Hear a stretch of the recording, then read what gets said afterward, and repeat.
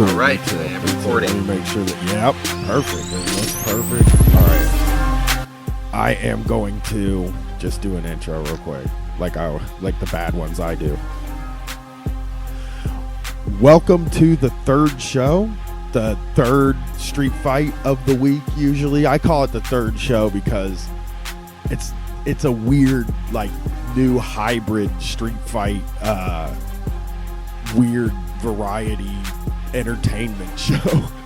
I don't really know what it is yet, but this episode, It's you can Brian's call it Corner. Brian's Corner. This week, I have Felix Biederman, Buy Your Logic on Twitter, and he's going to hang out with me for a while, and you're going to get into our sick minds. You know what I mean? We're just going to let you in to see what our sick minds are up to.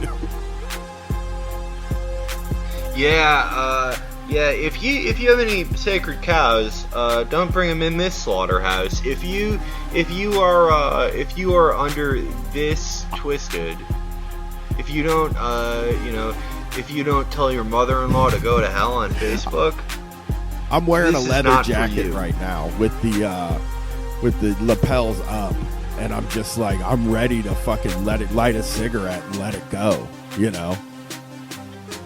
I'm wearing those Oakleys that have earbuds in them. That's actually how I'm hearing Brian. Those are fucking rad. You know, like, I've heard Oakleys come up recently, and I'm starting to think that it's possible that they're going to come back in style now, which is exciting because I've seen a lot of things come back in style from my youth. And if Oakleys come back, that'll be fucking really cool. They will because they're Republican president gear. And okay, so I always talk about the Oakleys with the earbuds in them because one time my friend's car got taken to a garbage dump for some reason.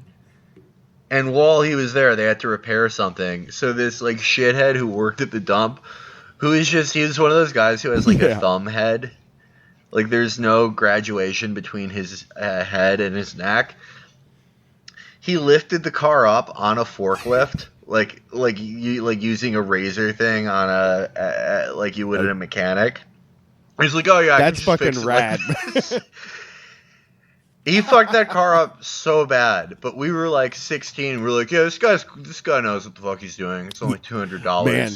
You know, he just fucking ruined that car, and that dude's just like the archetypical Oakley shithead. You know what's forever. funny is, like, I would have been exactly the same way. I've started right about when I turned 30. And, you know, I have a daughter, so I have a car seat in the car or whatever. Every time a car broke down, a teen would come up to me and be like, hey, you know how to fix this car? Can you help us fix this car? I'm like, fuck, I don't know anything. Like, I know less than you do, probably. Like, I'm out like my fatherly duty is to change these kids' tire because they don't know how to. I don't know anyone who. Well, I mean, now I certainly don't because no one I know has a car, except for Stav from Cumtown has a car. That's the only guy I know who has one. Does he drive it everywhere?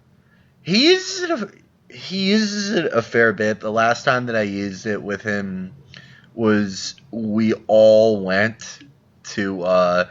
drove to Sunset Park in Queens, which from Bed-Stuy, where we were at, is like a 45-minute drive to get the most mediocre Chinese food I've ever had. I was like, why did we need to sit through all that traffic? I mean, like, yeah, we talked about that in Chicago. Like, the reason people in the city honk their horns so much is because they like, once they get in their car, they're stuck in it for like an hour.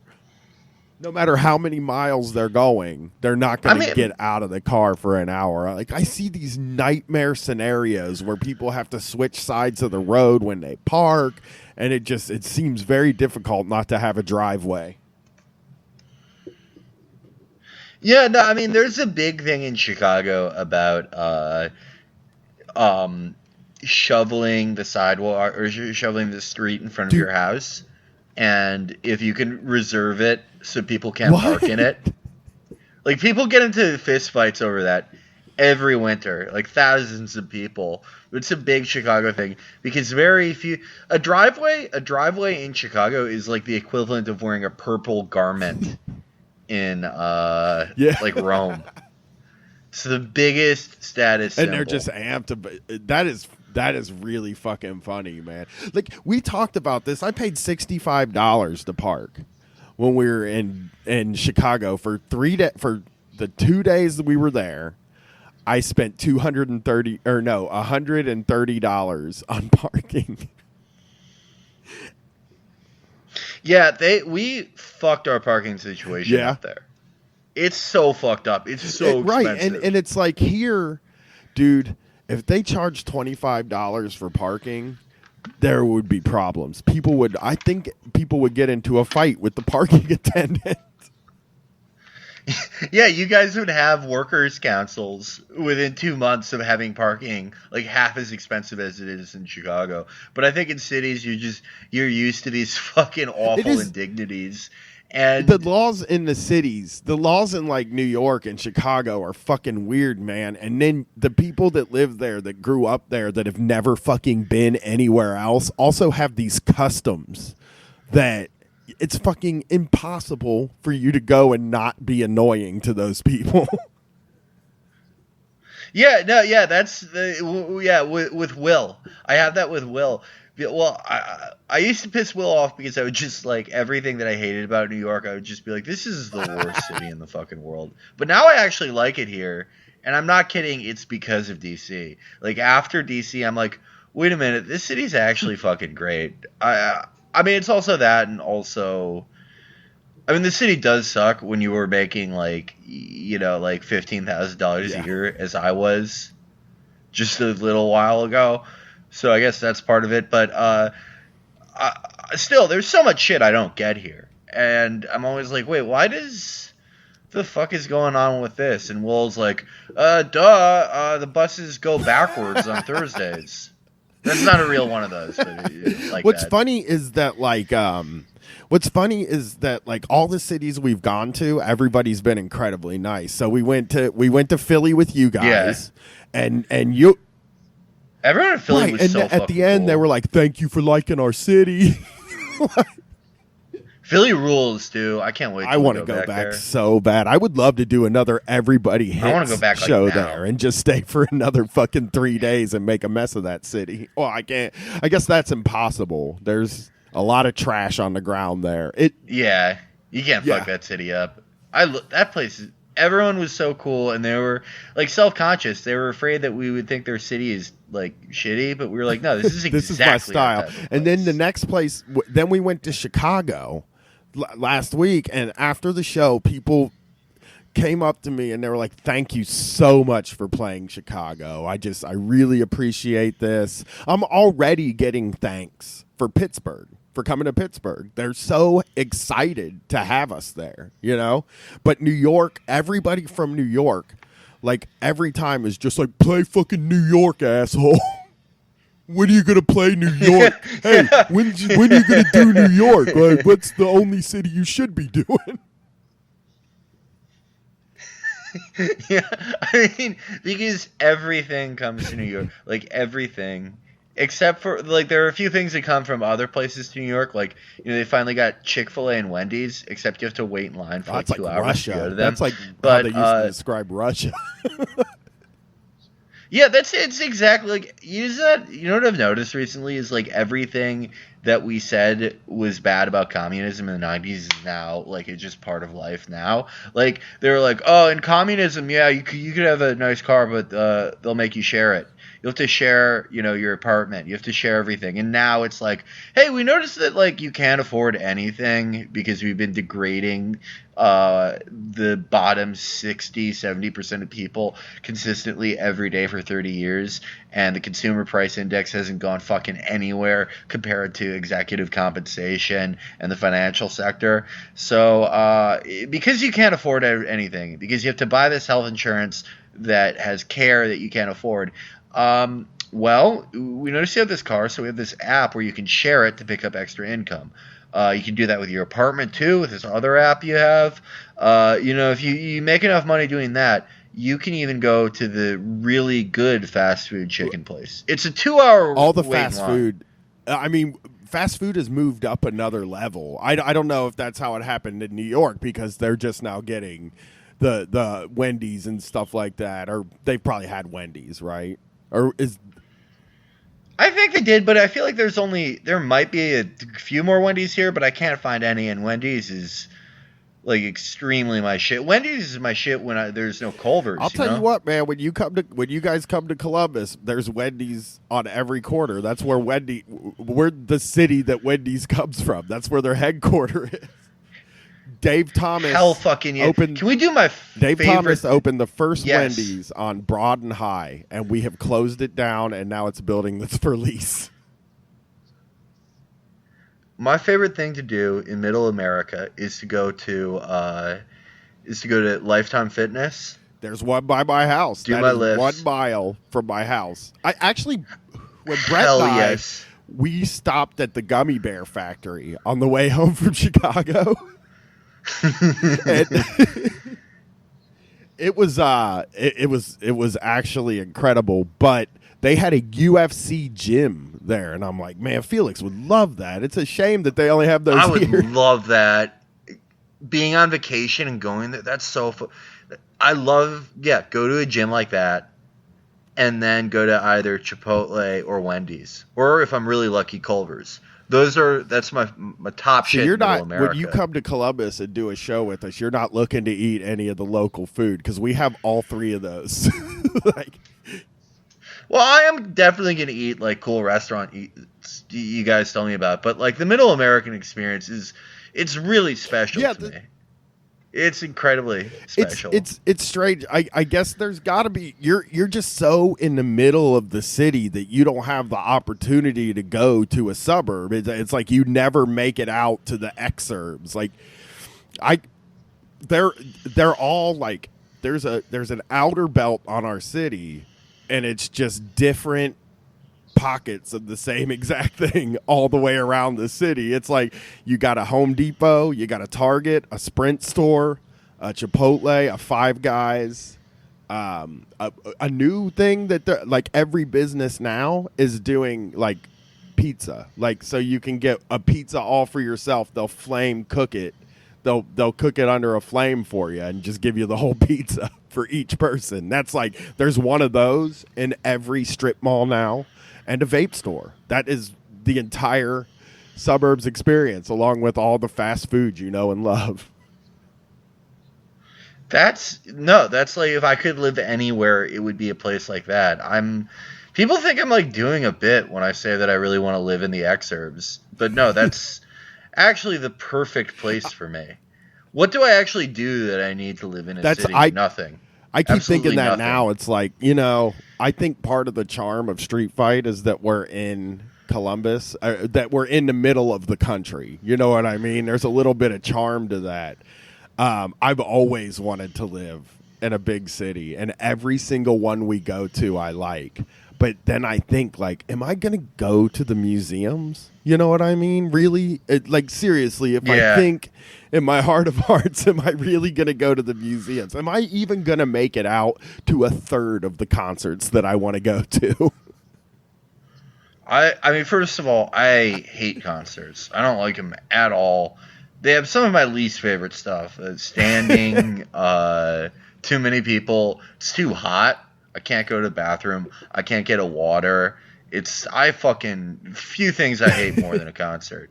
I really have to like somebody if I'm going to go to their concert, like Danny Brown or someone like that.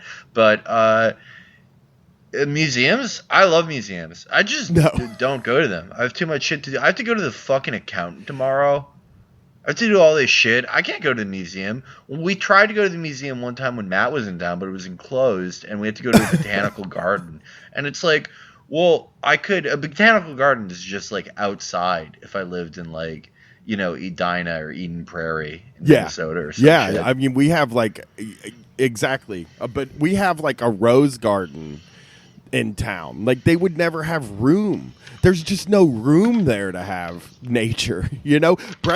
When Brett moved to Dallas, the first time he came back to Columbus, he was like, dude, there's so many trees here. It's lush. It's like a forest.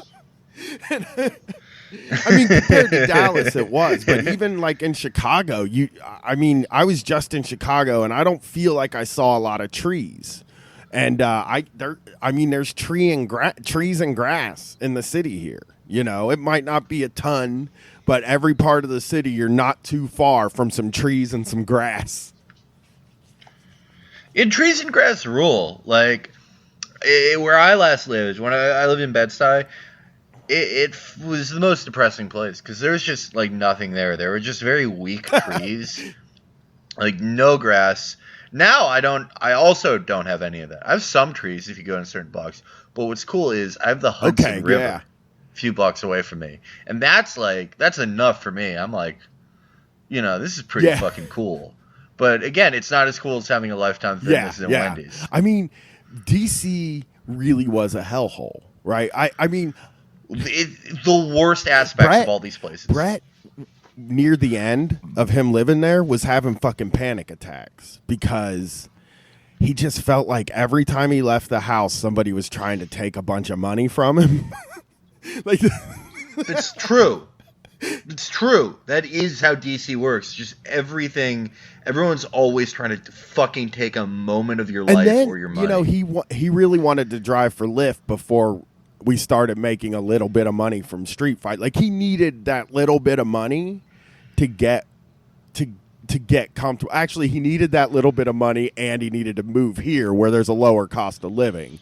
But to get comfortable. You know, so he tries to drive for Lyft. He got fucking turned down to drive for Lyft because he had that fucking weed charge from Virginia. That's what the fuck? Like, a weed charge? Weed charge. And that guy, if he didn't raise the money, if the listeners to Street Fight didn't donate the money to pay for his lawyer, he would have had to go to fucking 18 weeks of rehab meetings, like a twice weekly meeting for rehab for fucking marijuana. People don't realize like how easily your life can just get totally fucked up by the state. How easy it is for you to just be this guy that your friends are like, oh, well, what happened to him? I haven't seen him in a year. And it's because you have to go to some fuck-ass building with some counselor because somebody caught you with like a quarter of a fucking ounce. That's what it was. He caught him with a quarter of an ounce. Yeah, a quarter of an ounce. That isn't enough to like get Will high. Like, what the fuck? People who are like, whenever I see this like NATO propagandist bullshit, whenever I see this shit from like Michael Weiss, like where it's like, fucking Assad imprisoned his enemies, and it's like, yeah, that's fucked up, you know, fuck Assad, but also like our government just arbitrarily ruins people's lives for having like what fucking 12 grams of weed on them. He had 7 grams, I believe, is what a 7 grams. That's like what you 7 grams. Yeah, and it's like it's like 7 to 8 grams. 7 grams for my drug dealer, since he likes to go on the low end of that. All drug dealers like to go on the low end, so the lower limit.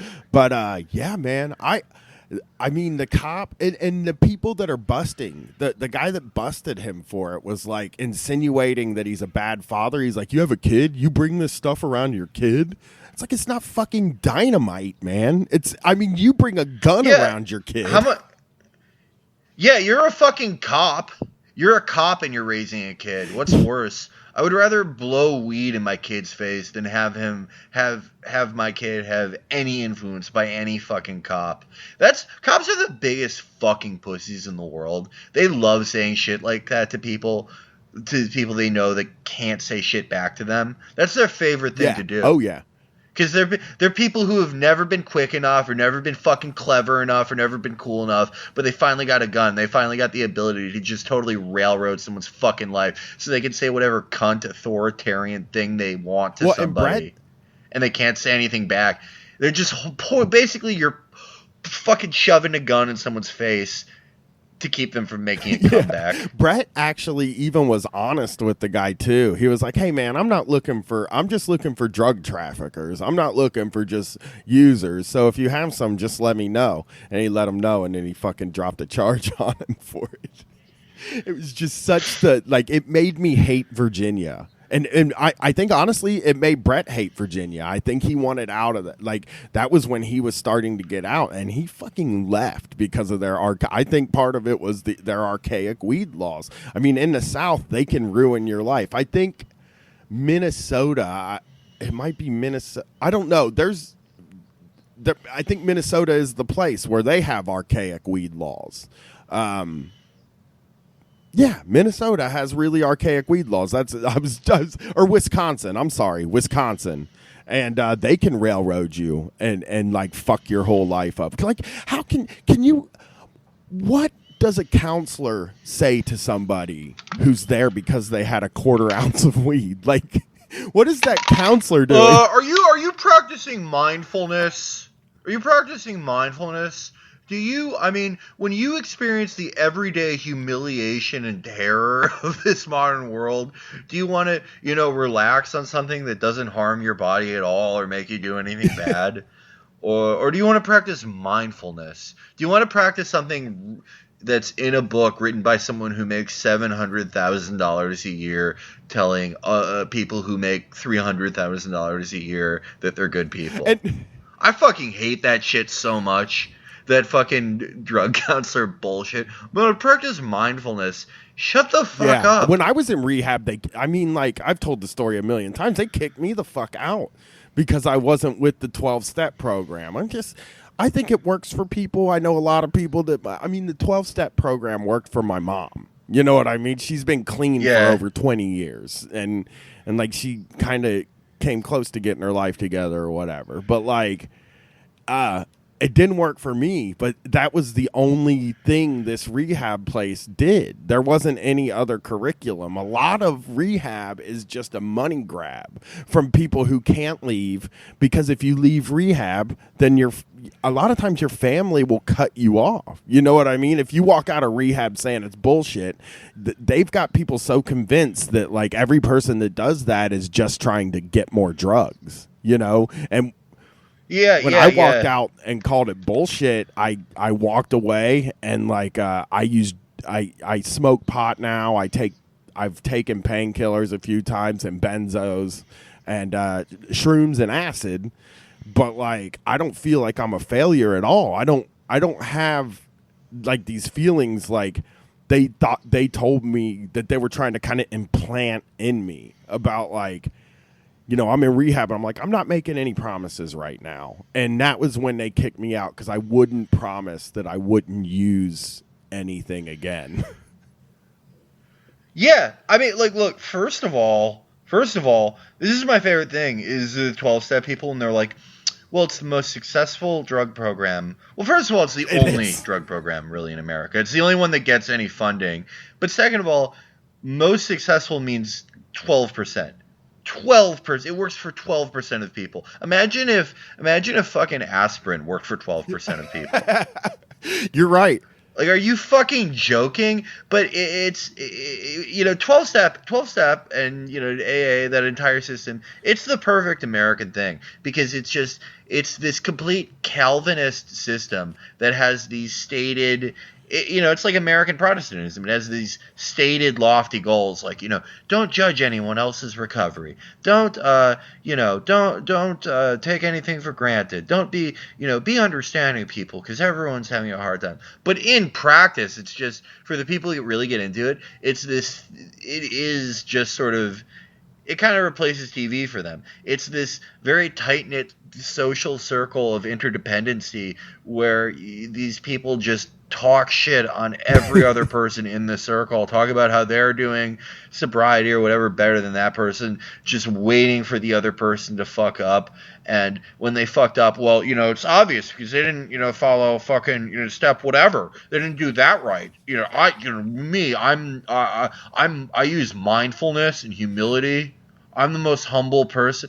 Like, it's being an evangelical when you're not ready to be that openly racist. That's what it is. Yeah, I mean, and a lot of those people come out very conservative too. Like, incredibly conservative, which is fucking hilarious because it's like they're like, well, I got my life together, and it's like, well, no, you needed an adult daycare. But, yeah, and for a period you didn't have your life together. Why can't you accept that there are times when other people don't? I mean, that's what I think of rehab for me.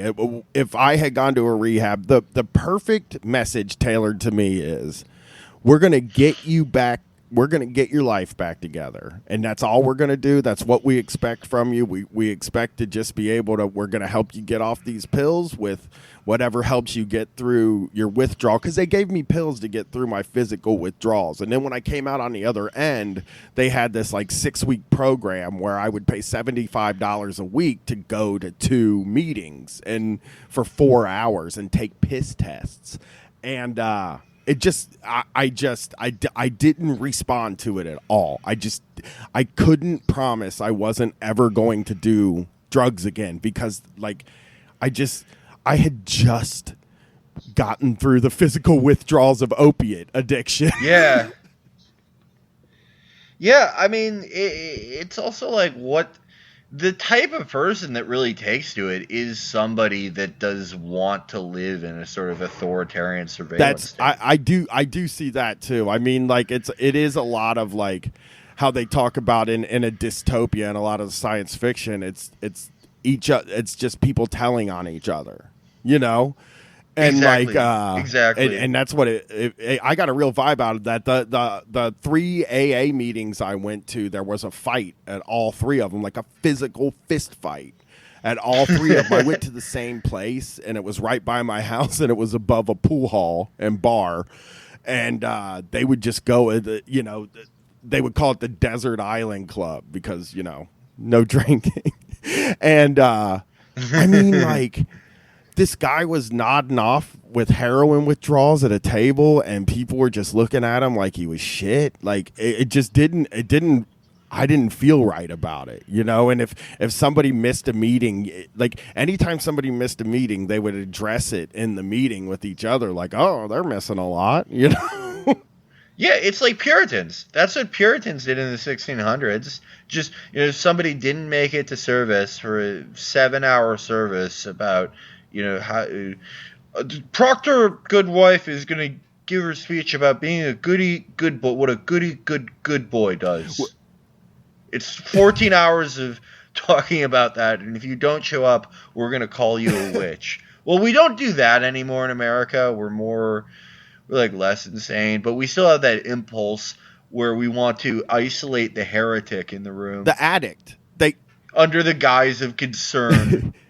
It's always concern. It's like liberal interventionism. You're going to do the same awful shit with the same awful impulse, but it's under the guise of concern. Yes, absolutely. You're exactly. Yeah, we're going to do the drone bombs. We're going to do the immigration raids, but we don't ever hit any of the good guys in those things. Like, we have bad guys seeking missiles, and the ICE people were not separating families. They were only arresting criminals at that time. Yeah. I fucking love that, dude. I saw somebody the other day, this fucking asshole who I won't name, who just, over the course of 3 years, has become the biggest piece of shit who I fucking hate. And I kept following him because I hated him.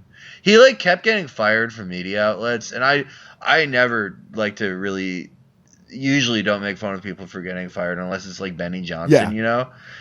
Like someone, but it was also like, dude, you've been fired from, like, pretty much every media outlet in the world. Like, and you don't write that controversial stuff. Like, you're just sort of like this left-punching kind of guy. Like, maybe you just have a terrible personality. But anyway, he was like, you know what? Actually, the ICE raids that Obama did were different because they were against criminals. Well, like, listen to that and then think about, like, what the state of Virginia put Brett through. How many people that just got deported and ripped from their fucking families under Obama do you think were like that? They got caught with, like, 7 grams of fucking weed. Because do you know what it is to be a criminal in America? Because it can be a lot of shit. Right, yeah. I mean, all it takes, that's the class of drug criminals in the United States. I mean, they get your name written down pretty. I read a study when I was in college about how in New York, it seems like their goal is to just get everybody's name, get everybody into the legal system. So like they'll give you these rinky dink ass fucking tickets, and the misdemeanor charges just keep piling up, so you can pile up worse and worse sentencing. And they started busting jaywalkers here, and giving them like these $15 tickets, and like I really think that they just want your name in the system. If they can get your name in the system legit, so we're all running around like hiding our weed in our sock, so that they can't write our name down and then pile on punishment every time they catch you, new and worse punishments. You know what's weird is how similar it is to a banking fee structure. That's what's so fucking crazy, is that, you know, it starts at, well, you just have a jaywalking ticket. Well, oh, what's this? You have a previous possession charge? Well, because you already had this on your doc, because you already had this on your profile, we're going to, you know, we're going to charge you an extra 3 points here and 3 points there. You're going to have to do, now it's up to 90 days in jail. Now it's up to a $5,000 fine or whatever. It's just like when you bank with, like, you know, Wells Fargo, one of these commercial banks, one of these banks that lost their shit and needed to take like $70 billion from the Fed. Whenever you overdraft, they're like, well, you overdrafted, but you've also overdrafted before, so we're going to charge you $700. You have to give us $700 to use your fucking card again. That's the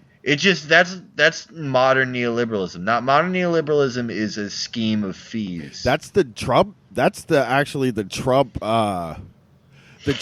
healthcare thing, right? Like, yes. So Obama gave these penalties that infuriated people, who then went and voted for Trump, and he just moved the penalties so that the profits go to the insurance companies, and they're worse penalties. It's like a 30% surcharge every month for like 12 months if you go 2 consecutive months without health insurance.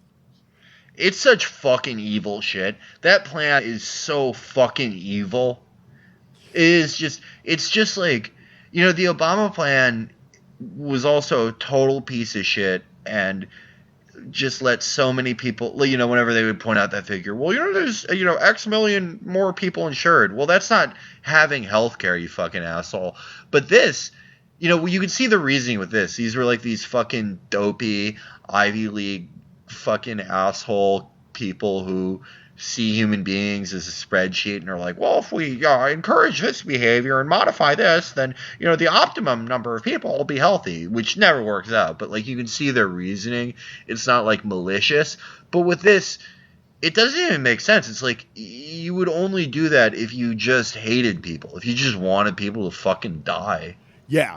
It makes no sense. It's like Trump is actively trying to kill his base. It really is kind of like it's like, how can we take a really shitty thing that was like half-assed and make it more evil instead of better? You know? Like, yeah. Because Obamacare, the ACA fucked a lot of people over that were in pretty precarious spots in the middle class. For sure. You know, like I knew these guys that were making $11 an hour, and the company wasn't giving them insurance, and they just had to.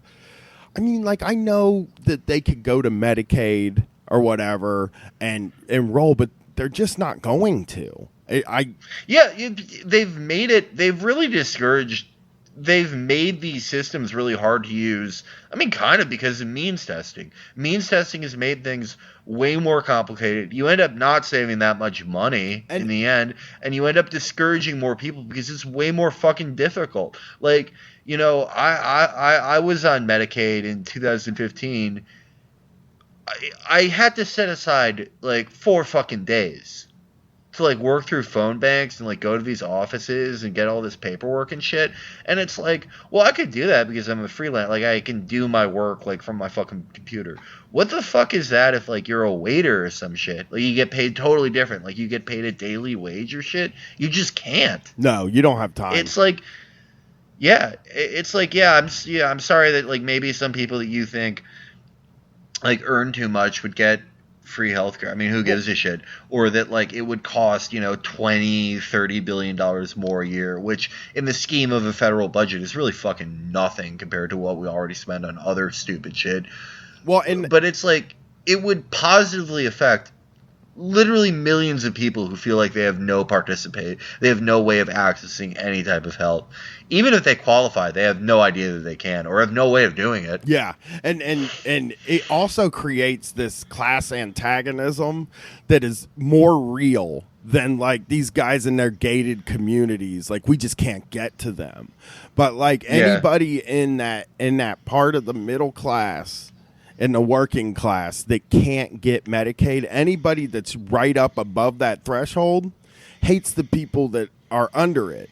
And like it creates like this nasty, like it's a very nasty environment around these things because of means testing. I mean, I fell into the trap of being mad at people because it was just like, what do you mean I gotta fucking pay this much when somebody that makes, you know, $10,000 less than me a year doesn't? And like, it's just to a brain that's not attuned to like politics and understanding, I guess, budgets. I just thought that means testing was the only way you did things. And once I started to figure it out, like, I know a lot of people on the left are real down on UBI, but like that type of thing is like, I just want something where like something that everybody gets, just a universal thing. I just want universal money. I'm into UBI as long as there's also schooling programs, trade school programs especially, and most important, socialized medicine.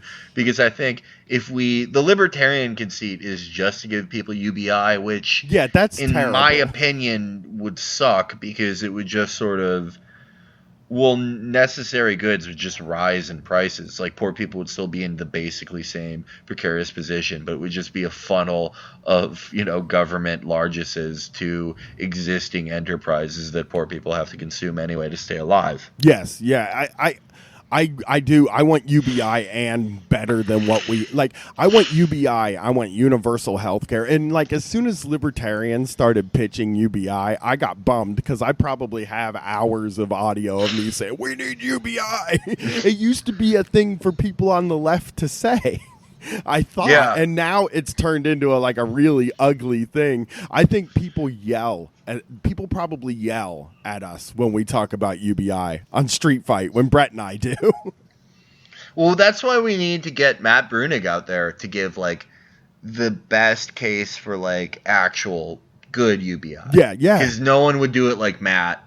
And no one would destroy the libertarian versions for it more like Matt. Matt really is the best in the world at that shit. He is. The libertarian versions of everything suck. Like, anarcho-capitalism is the fucking drizzling shits. It's the worst. It's the worst ideology I think you can have.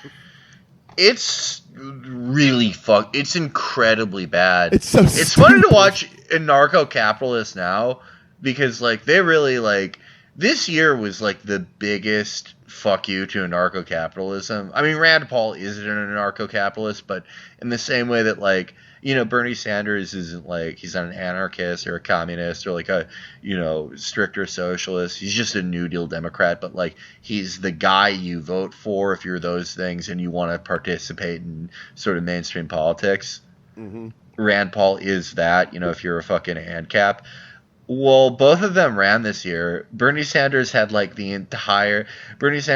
less of an established name than Rand Paul. He had like the entire establishment of his party being like, fuck you, Bernie, you're racist for some reason, all this shit. And he still got like 13 million votes, whereas Rand Paul had to quit after one race. And it's like, well, okay, yeah, no one wants to be an ANCAP. Literally fucking no one. The guys on the right picked like ethno-nationalism and you know, right. even Hillary, just if you just had Hillary up against any ANCAP, she would beat them. That's the only person she can beat in an election, is any ANCAP. That's in a fair election. Yeah, absolutely. You're exactly right about that too. I I ran into them very early on, and when you start calling yourself an anarchist online, ANCAPs come and find you immediately. You know what I mean? And I'm not talking because they can be a pedant to you. Yeah, and I'm not. They really are. They're like anarchism, but with stats and fucking and numbers and shit. Like it's always funny when I think about like what Brett and I thought anarchism was when we started this show, and what it ended up being when we finally got past like the black bloc, basically. People I always will defend. I don't care. Support our troops, dude. Yeah, I will always defend the black bloc. But I also then found out that a lot of anarchists are just people who have read a lot of books about like the economy and stuff. Yeah. Well, it's I think I'm closer to anarchism than I am anything else. Well, I mean, I know I'm very into sort of socialism as a way to get there. But, ask me what my true alignment is, I guess it would be anarchism, which it's communism without all the baggage of being communist, Well, like, communism is supposed to be that, right? Like that's what it's the final form. It's just, but it's turned into, it's weird. When I see people talk about it, I get really bummed because I have read modern communist theory and it's very good. It's all so good. And but it all in the end ends up being the goal is anarchism. I thought that was the goal for for left movements for me is I thought spreading, it's the spread of power like that. So nobody wants, first of all, to do harm, but nobody really can, gut the Clean Water Act and just let frackers dump waste in streams. Yeah. You just don't want them to have that power. I actually saw. Exactly. That's the best way to put it. It's the democratization of power. It's the decentralization of power, not in the ANCAP sense where you attempt to decentralize power by giving everyone a supposed equal playing field or the power to purchase and consume or produce for sheer profit, but just no one is able to, make it so that your kids are bathing in fire water because they fracked next to you. I'm actually willing to go through anarcho-capital. I'm willing to give anarcho-capitalism a shot if they redistribute the wealth evenly to everybody. It would be funny because the actual ANCAPs would get fucked the worst in that situation. And you know who would do the best? Commies. Yeah. Commies and actual anarchists. Well, they don't ever look at me now, bitch. And I'm a business owner. They don't want to clear You are too. They don't want to clear the ledger though. You know what I mean? They want to keep it the way it is, but then so every town be like, so who wants to do the firefighting? You know what I mean? We'll see if you can make a profit. The cap element in anarcho-capitalism makes it closer to feudalism than it is anything. Their real dream is feudalism. That's what they really want. Yes, absolutely. There's no difference between their system and feudalism, really. Yeah. I can't believe capitalism. I can't believe capitalism is still looked at as it's the number one. You guys did a thing on Chapo where you talked about the end of history, and it just that changed the way I think about things a lot, because I do feel like they've done a good job. Like capitalists have done a good job, and people who have that in their interest have done a good job of convincing us that, well, it might not be perfect, but it's what we have. There's nothing else is possible. We've tried it all, and none of it worked except for capitalism. That's the funniest thing too, when they were like, we tried it all, because it's like, wait, you mean like the one other alternative we had in the modern era? Like the one? Yeah. You tried communism, but it didn't actually follow a lot of the principles of communism. And it also, by the way, it turns out like a lot of what they told us about it not working out is actually not true. Like, I'm not saying it was great at all, like, to live in the USSR, but things were like, okay, let me put it to you this way. Do you think it's better to live in the USSR in, like, 1975, or to live in fucking mayhem Russia now? Yeah. In capitalist mayhem Russia now.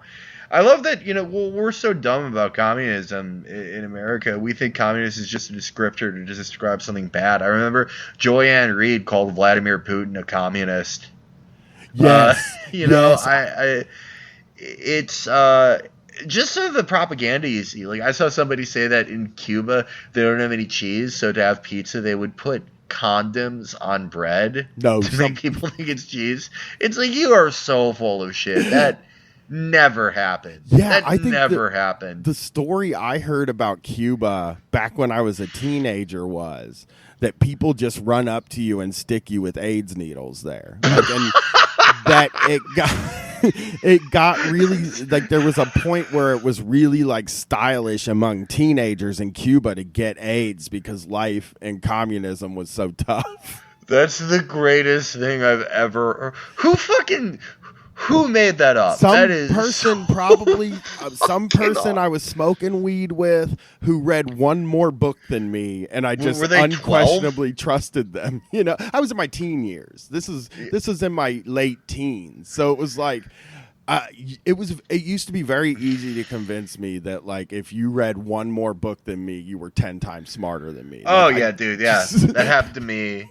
Happened to me a lot. And it doesn't matter what the books are either. That's the Free Thought Project. That website, they post memes all the time where it's like, if more of us spent less time going to the club and more time reading books, we wouldn't be in this situation. I'm like, most of the books that people choose to read are fucking stupid. Yeah, they fucking suck. That's that is my absolute favorite thing, when people are just like the generic concept of reading books. It's like, yeah, well, you're taking selfies with a quote-unquote hose.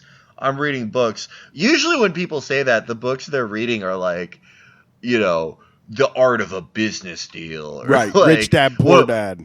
Yeah, or like one of those Steve Harvey books that's like, how a fella can be a lady. How to marry your wife. It's true. Or they read, like, that's absolutely true. Or they read, like, the Game of Thrones books. Yeah. They read just Game of Thrones. They're like, well, it's a bunch of pages, so that means that it's important. That's like, dude, that's why the Trump presidency is perfect. It's like it's every type of fucking idiot in America, because you have Trump, who's like the business book idiot. He's like the guy who's like, yeah, I read books, but all the books are like, success win books about how to have a Herbalife franchise. He's written those books, actually. Well, he paid somebody to write those and paid them a licensing fee. But then you have Steve Bannon, who could be my favorite type of stupid guy, because he's the asshole who reads Art of War, and he's like, this is genius shit. Even though if you actually read Art of War, I read Art of War when I was like 14 because I was into martial arts and bullshit, and I read it and I was like, what actual life lessons do you learn from this? Because everything in there is like,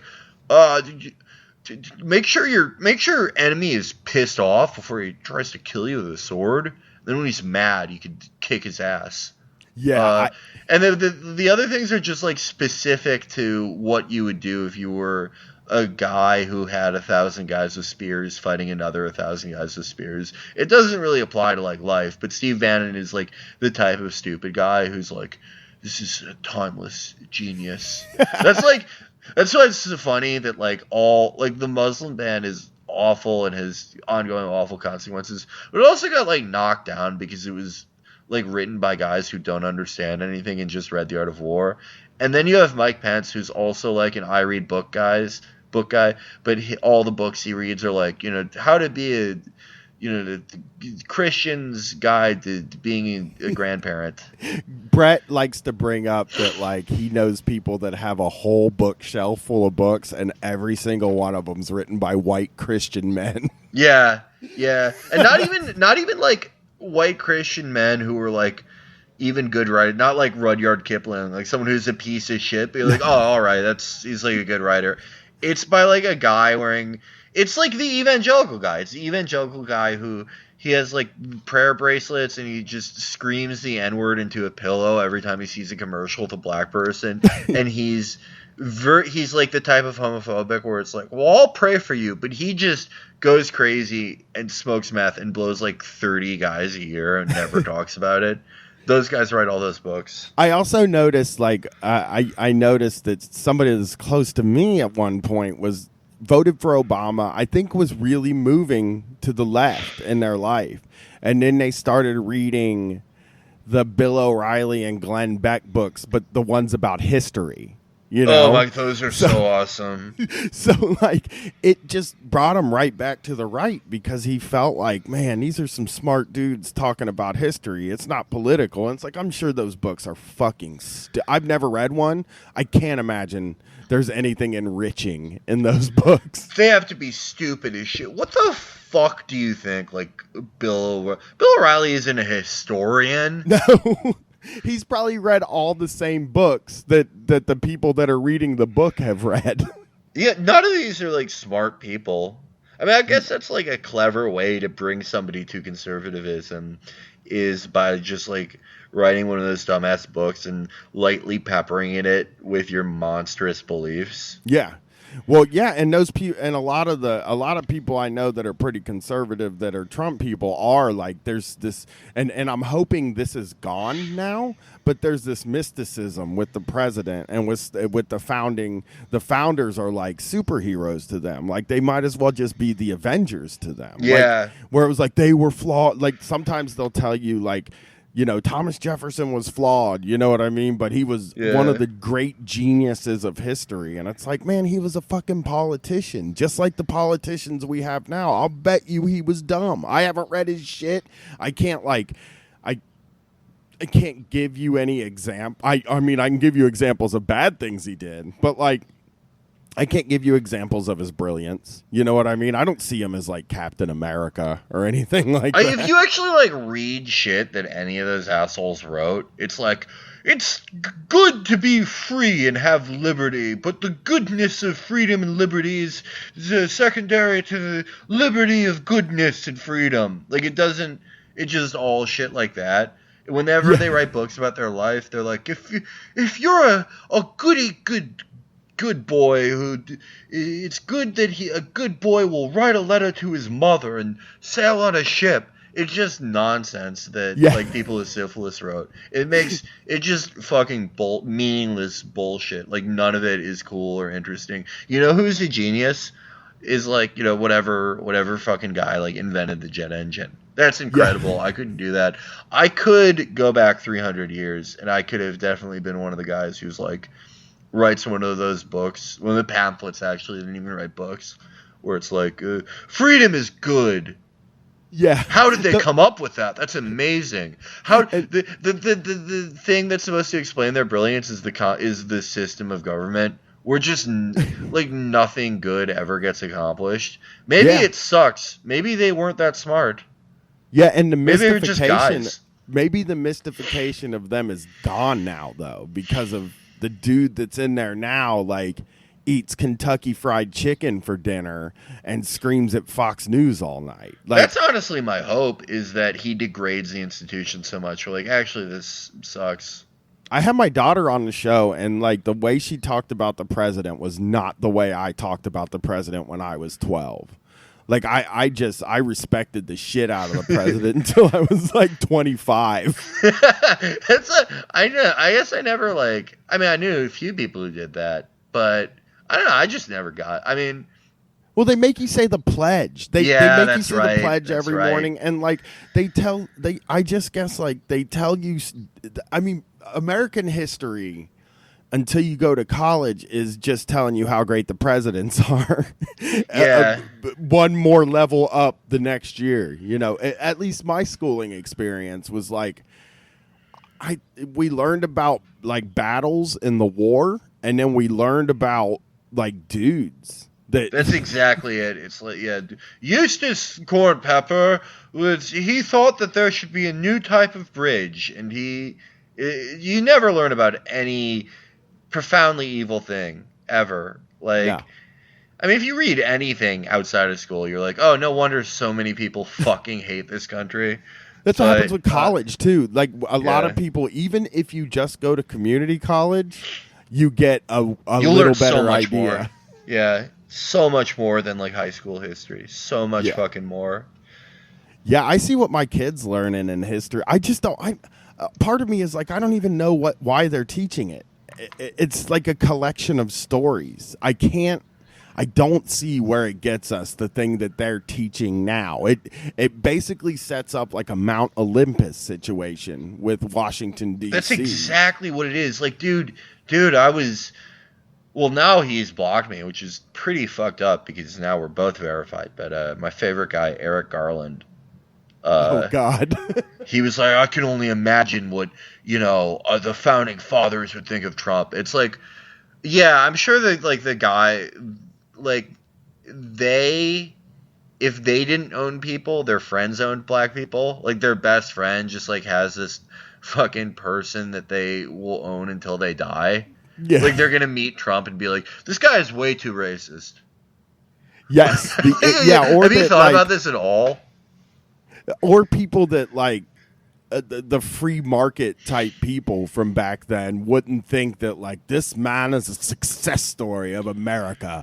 Yes. Like, they would love the fucking guy. If you could take Trump back to them and just show them him fucking eating a Whopper. Yeah. And getting to watch, he gets all the cable with all the fucking channels, and he has a gold bathroom. They would think he's the coolest guy.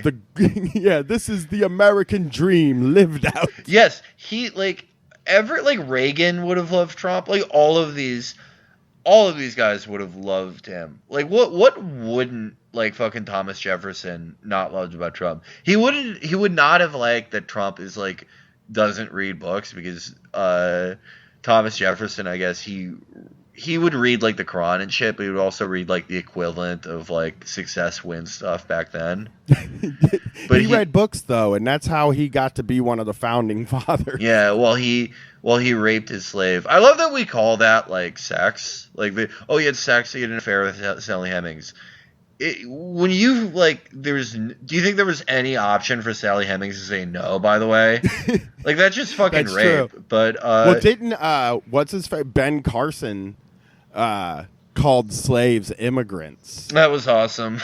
The other I don't know why people like get mad about. I mean, I do, but it's like there's so many worse people in this administration who like do. He's just like not like I'm sure he's doing. Once I say this, someone's gonna be like, tell me housing and urban development. Like he's directly in charge of fucking poor people. Yeah, he's doing something horrible there for sure. But like compared to like like Tom Price or somebody, it's just like he's just like a bonkers guy. But no, like it's just why it really is like watching it's just wild that a lot of people who respect this office, you know, who respect the troops and respect the America as like this mystical force in the world that only does good, even when they're killing people, it's because it's the good thing to do. Now they're seeing. The president is a fucking idiot, you know, like a real, like not like he disagrees with my politics idiot, but just a real fucking idiot. Genuine dolt. And just like, and it's an idiot just like people you know in your own life. Yes. Like you can look at him and be like, I know a guy that's just like this fucking guy. He reminds me of so many stupid people that I know.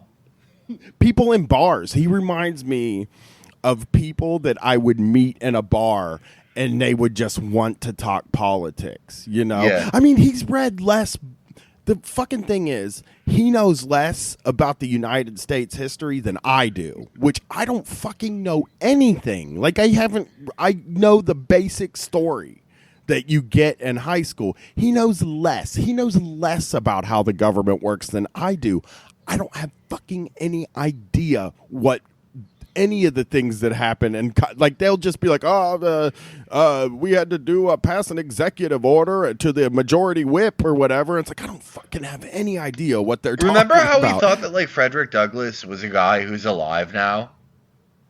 You thought it was Yes. just like an actor or somebody? Like, it's fucking amazing. It's amazing, and every time you're like, it's very obvious how stupid he is, but every time you like say it on Twitter, like, fucking MAGA Keith, or like, blood and soil honor 47, it's like, oh, he's a building developer and he became president. It's like neither of those. I could do both of those things. Well, right. It seems like anybody that's willing to just stand and say whatever comes to their head can be president. That's Brett and I running for mayor of Columbus. Yeah. Is like part of, and we've talked to people after a live show. David J. Roth from Vice actually commented one day, is like, what are you going to do when you win this thing? Like, if you go and win it this thing, wouldn't be the like, craziest thing. I mean, like, Trump, this is sort of the amazing thing about Trump is all the things that we thought were, well, I always thought he was going to win the Republican primary, but the things where people were like, oh, he's not going to make it. I was always like, well, aren't those things meaningless? Like, isn't it meaningless to, like, actual voters if you, like, answer the question about Israel, right? Like, doesn't no one care? Like, don't they only care about their, like, fears and hopes and insane fantasies? Yes, they're worried about getting attacked by ISIS. In like Groveport, Ohio. Yeah. And they're my favorite thing is how they're terrified of D-Ray. I don't even like D-Ray, but it's like, how could you see that guy and you're like, this guy's terrifying. He's like a Black Panther to them. He's just this like skinny like guy with a sort of high pitched voice who's like most of his, like, I mean, they're just afraid of him because they're racist, and he like tweets about like white supremacy and shit. But like most of his tweets are really like, "Wow, I can store more videos than ever in my Dropbox for less than ever. Wow, did you guys know that the top of the muffin actually has less calories than the bottom?" He's incredible. He's just like. I guess I do like him. He lucked out. He did politics in a way that, I mean, he'll be around. He's going to be around forever. He's going to run for office and win eventually. Yeah, it could happen. Running for mayor for us is like our hands aren't tied behind our back. Like my platform is a $16 an hour minimum wage. And I just, the goal is to make the Democrats and the Republicans have to acknowledge these things, like universal health care, a $16 an hour minimum wage, a 20-hour work week. That should be the goal, is make them tell people to their face, like, why they don't deserve these things. Yeah. Yeah. And like, if we do it right, man, we can say, like, they don't believe that you deserve $16 an hour. They don't believe that you contributed, and just forcing them to take moral stances and trying to push the debate to the left. I just feel like it's 2 years away, that we have enough time to really put together a plan. There's a huge window, and there's like a very simple, like, they're big things to do, but like when you state them, they're simple in the way that people can pick them up. And like, why not? Like, why the fuck not? Like, make these fucking cockroaches explain, like, why it isn't a human, why you should be bankrupt every time you go to a fucking hospital. Make them explain, like, why every moment of your life should be anxiety about debts and how much money you need to make to fucking, if you want to buy a fucking burger. Like, make them explain this world that they want you to live in. Make them explain who they're beholden to. People don't understand that politics is about who you're beholden to, as Matt talked about recently on the show. And the more we make people get that, people make fun of that viewpoint when you're like, well, Hillary like has taken a shitload of money from Goldman Sachs and, the Saudi royal family. They're like, this is InfoWars, this is a conspiracy. It's like, no, this is simple politics. You have debts that you are supposed to perform through the execution of power. Like, it's a very simple vision of politics. It's more ridiculous to think that, like, people like Tim Kaine or whatever are public servants. How fucking gross is that when people are like, people need to just shut the fuck up and thank Hillary for her public service? How the fuck? That's more feudalist than any ANCAP, actually. That's the most feudalist. I cannot imagine thinking like that. What the fuck is wrong with people? But yeah, we got to show these people. We have to show these people to their face that these people directly what these people do not think that they deserve as human beings. And you should, I mean, in any time that you have access to a platform, like, I mean, we both have access to. I have access to media. You know, I can make. It's not impossible for us to get people to talk about us. You know, we could I don't think we're gonna run for mayor. It's no bullshit. It's gonna happen. I don't live in Columbus, so it's gonna be both of us, and we're just gonna run as two heads. We're a tag team. There's two guys. Brett lives in Columbus, and then I'm gonna run as his partner, and we're just gonna. I mean, the idea is to have campaign things all summer where you just bring things up and make them face their shit, and then hopefully we lose. Yeah, I mean, it'd be hard to do the show if you guys won. Yeah, I don't know that it would be fucking weird, man. Stranger shit has happened at the same time. I think that things there'll be parts of the platform that are clearly comedy. One of the parts of the platform is that we'll be in charge of the cops, and we're not gonna. Yeah. I mean, people don't like it when you fuck with the cops. Yeah. There are gonna be enough chuds who are like, "It's a fucking joke to you."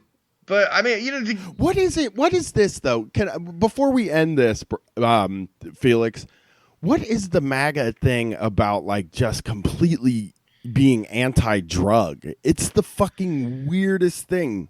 I assume they're young people, but everybody that yells at me screams at me for being a drug addict. Well, they're it's kind of funny. It's kind of funny because 3 years ago, these guys were like, "Oh, it's hentai is funny," and I'm like, "Yeah, I guess that's funny if you're 15."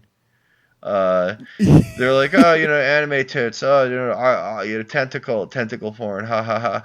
But now in 2017, they're like, "You're a fucking degenerate if you talk shit about the fucking president's family. If you smoke drugs, you're a fucking piece of shit." They just instantly became 60-year-olds, and I actually think it's because, why does anyone become an authoritarian? It's because they're sort of directionless and empty, and I think they know in their heart of hearts that it's Trump isn't going to make you not an incel. Trump isn't going to keep you from the degradation of life that you think only the Democrats stand for, or only that's socialism. What socialism is the drudgery of life that you actually do experience or you're about to. And just that very traditional American thing of finding a heretic, finding a characteristic that you can attack someone for. This whole shit, this whole sort of reactionary trolling shit started. I understand a shitload of it. I really do. I've done it. I mean, I've done it with you. Yeah.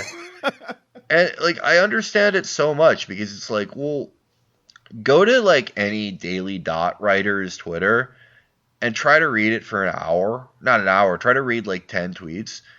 And in somewhere in your heart, if you're a real person, there's going to be a bit in you that's I would like to see this person upset. Yeah. But to build, what these people did is that they built an ideology around that, which is fucking dumb. That's as dumb as being a liberal who's Katy Perry's my friend. That's as fucking stupid. It's as much of a cultural affectation. In the same way that Democrats try to do politics by not saying who they are, but only saying who they are not. This is the same sort of thing. These people are sort of nothing entities. They're they're kids. They're fucking fucked up kids. Yeah, they're children. But their only identity exactly is right. Defining themselves by who they are not. And they're well, I'm not this fucking liberal pussy, or I'm not a fucking degenerate, or I'm not one of the. I'm not drugs. Yeah, I don't do drugs. I'm not a gender person. But then it's tone deaf. You also you don't enjoy anything. You're not good at anything, which is not a knock on you, but it's. Well, you're 19. Of course, you're not good at anything, but it's okay, and hopefully they'll get older and be well, it's okay to feel like you suck at everything. You don't have to fucking. You don't have to be a piece of shit to everyone. You don't have to feel like you're Yeah. higher than someone for it. Right. I think all my trolling happened at my least happy times of my Same. life. Like all my really bad trolling happened when I was miserable as a person. It was just like I just want to make somebody mad. Oh, yeah. I feel like if they're trying to pull people to their side, which they might not be, like the most tone deaf thing you can do is attack drug People use. love 'Cause drugs. One thing they're very popular in this day and age. I mean, like even the news is starting to be like, you know what could cure your depression? LSD. Finally. Like Fucking finally. it works. I'm going to tell you this right now. I did mushrooms with my wife about a month ago, and she said she noticed she like cries watching movies now since then. Like it made her feel more. I've never done any psychedelics. Maybe I should. Yeah, I've done a lot. I mean, I did acid for a whole summer once, and it really fucked me up. And I did it every other day because we believed that you couldn't trip 2 days in a row or it would fuck your brain up. So I did it every other day for a summer, and it was fucking weird, man. It's an intense experience, but I recommend it. I mean, like for you, eating some shrooms would probably be great because you're more secure than you've been in a long time, like financially, and like you don't have to worry about as much in the world as you would have at other times. And trying it really, you can, if you're in a good spot in your life, it can just it makes it better. It really does. Well, fuck yeah. I'm going to try one of those things.